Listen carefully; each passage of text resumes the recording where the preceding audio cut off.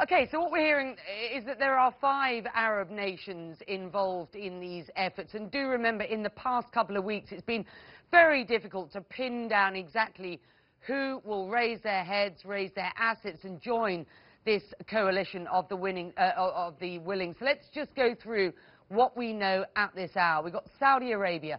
That's the largest and most influential of countries around here. They've helped the US in efforts in the Gulf before, and it looks as if they're doing that again. They've also said they'll be training Syrian moderates on the ground, of course, going forward. The UAE, where I am here, Abu Dhabi, the capital of the UAE, this country is already hosting Australian jets. We know that from about last week. Jordan.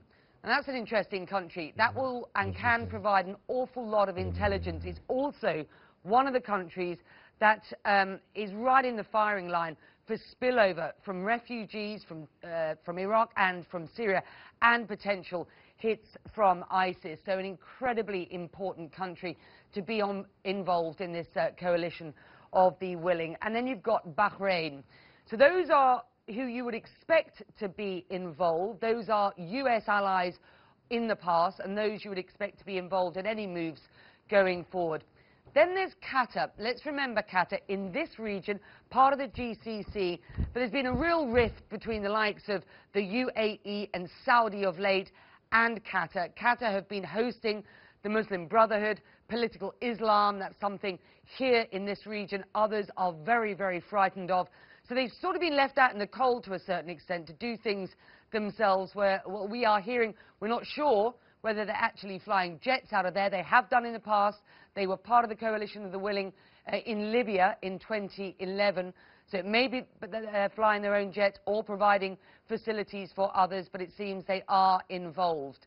Now let's just go over who we believe isn't involved at present. Number 1, Turkey, a NATO member.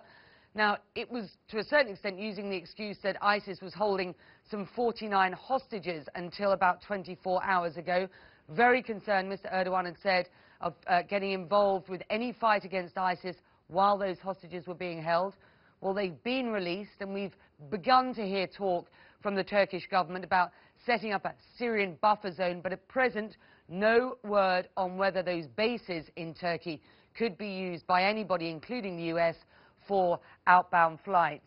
And then you've got 2 other countries in the region which we ought to allude to here.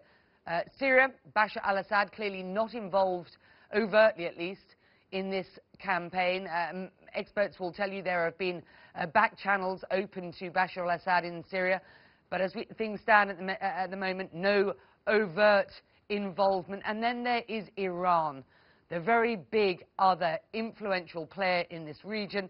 They have been active on the ground in Iraq in providing military equipment to the Peshmerga and the Iraqi forces who have been fighting against ISIS over the past months in the north of Iraq. But as we know, and this may change as the UNGA kicks off in New York, but as things stand at the moment, the Americans say they won't be part of a coalition of the willing. And even though Tehran has said they have been asked by Washington, not something that Washington has verified, but they say that they've been asked by Washington, they say they won't